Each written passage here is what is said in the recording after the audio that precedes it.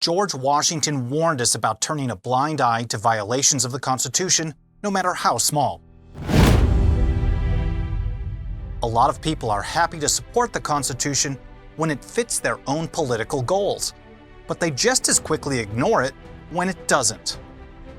On the left, people often tell us that the founders couldn't have understood firearms today and never would have made the Second Amendment apply to anything more than muskets or the National Guard.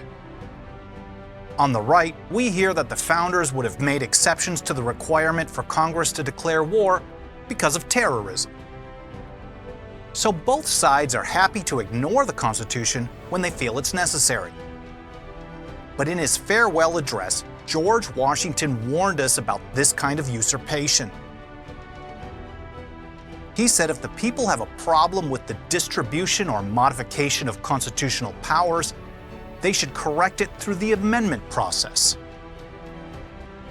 Washington went on to say the precedent set by ignoring the Constitution or changing it through an act of Congress or a judicial edict must always greatly overbalance in permanent evil any partial or transient benefit which the use can at any time yield.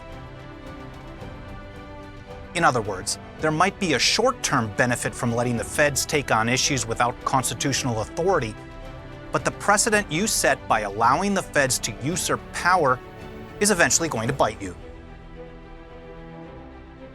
As Washington put it, a just estimate of that love of power and proneness to abuse it, which predominates in the human heart, is sufficient to satisfy us of the truth of this position.